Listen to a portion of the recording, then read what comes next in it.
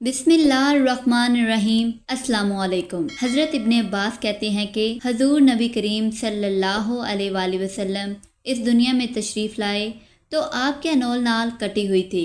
अनोल नाल को बच्चा पैदा होने के बाद दाया काटती है। आप खतना शुदा पैदा हुए। अब्दुल मतलब ये देखकर बेहद हैरान हुए और खुश भी। वो कहा करते थे, मेरा बेटा निराली शान का होगा। आपकी पैदाइश से पहले मक्का के लोग खुश्क साली और कहत का शिकार थे, लेकिन जो ही आपके दुनिया में तशरीफ़ लाने का वक्त करीब आया, बारिशें शुरू हो गई, खुश्क साली दूर हो गई, दरख्त हरे भरे हो गए और फलों से लद गए। ज़मीन पर सब्ज़ा ही सब्ज़ा नज़र आने लगा। पैदाइश के वक्त आप अपने हाथों पर झुके हुए थे, सर आसमान की तरफ था। एक रवायत के अल्फाज ये हैं कि घुटनों के बल झुके हुए थे, मतलब ये कि सजदे की सी हालत में थे। आपकी मुट्ठी बंद थी और शहादत की उंगली उठी हुई थी, जैसा कि हम नमाज में उठाते हैं। हजूर अनवर सल्लल्लाहु अलैहि वसल्लम फरमाते हैं, जब मेरी वालदा ने मुझे जन्म दिया तो इनसे एक नूर निकला।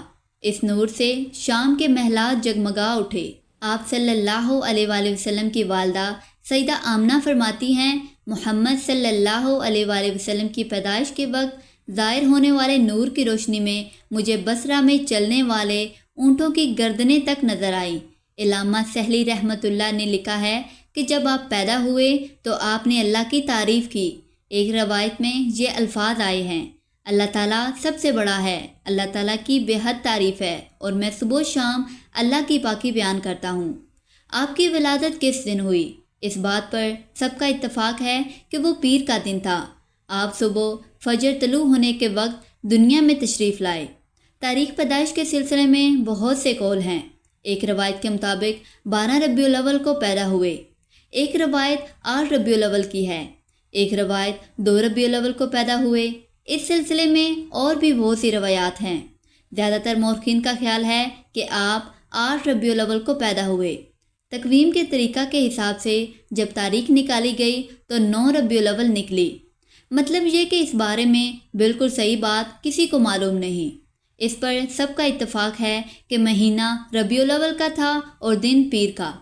ये भी कहा जाता है कि आपको पीर के दिन ही नबूवत मिली। पीर के रोज़ ही आपने मदीना मुनव्वरा की तरफ हिजरत फरमाई और पीर के रोज़ ही आपकी वफ़ात हुई।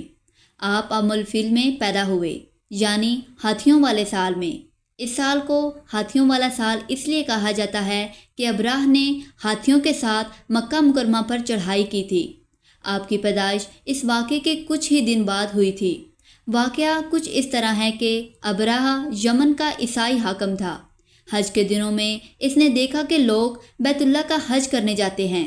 इसने अपने लोगों से पूछा, ये लोग कहाँ जाते हैं? इसे जवाब मिला, बैतुल्लाह का हज करने के लिए मक्का जाते हैं। इसने पूछा, बैतुल्लाह किस चीज़ का बना हुआ है? इसे बताया गया, पत्थरों का है। इसने पूछा, इसका लिबास क्या है?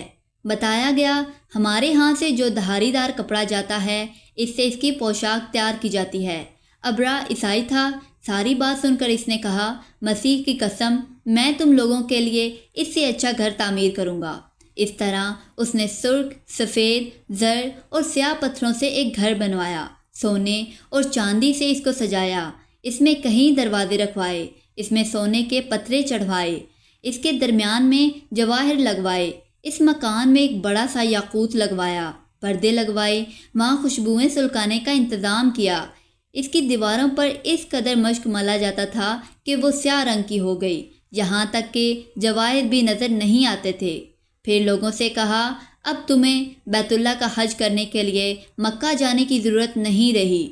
मैंने यहीं तुम्हारे लिए बैतुल्लाह बनवा दिया है, लिहाजा अब तुम इसका तवाफ़ करो। इस तरह कुछ कबाइल कई सालों तक इसका हज करते रहे, इसमें एतकाफ़ करते रहे। हज वाले मनासक भी यहीं अदा करते रहे। अरब के एक शख्स नफ़ील खशमी से ये बात बर्दाश्त ना हो सकी। वो इस मसनूई खाना काबा के ख़िलाफ़ दिल ही दिल में गड़हता रहा। आखिर उसने दिल में ठान ली कि वो इब्राह की इस इमारत को गंदा करके छोड़ेगा। फिर एक रात उसने चोरी छुपे बहुत सी गंदगी इसमें डाल दी। इब्राह को मालूम हुआ तो सख्त गज़बनाक हुआ।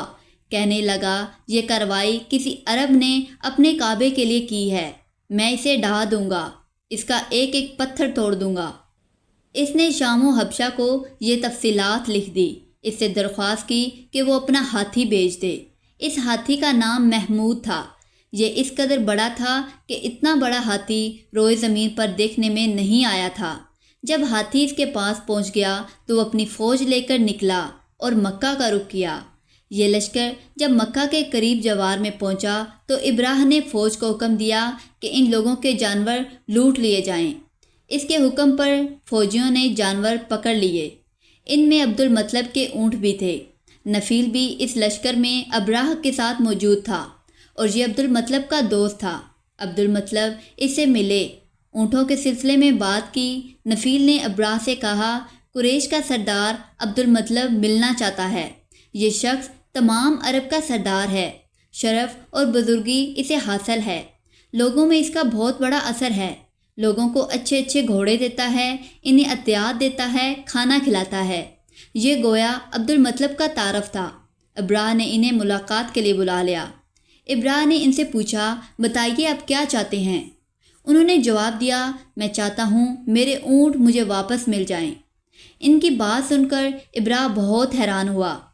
اس نے کہا، مجھے تو بتایا گیا تھا کہ آپ عرب کے سردار ہیں، بہت عزت اور بزرگی کے مالک ہیں، لیکن لگتا ہے مجھ سے غلط بیانی کی گئی ہے، کیونکہ میرا خیال تھا آپ مجھ سے بیت اللہ کے بارے میں بات کریں گے، جس کو میں گرانے آیا ہوں اور جس کے ساتھ آپ سب کی عزت وابستہ ہے، لیکن آپ نے تو سرے سے اس کی بات ہی نہیں کی اور اپنے اونٹوں کا رونا لے کر بیٹھ گئے۔ یہ کیا بات ہوئی؟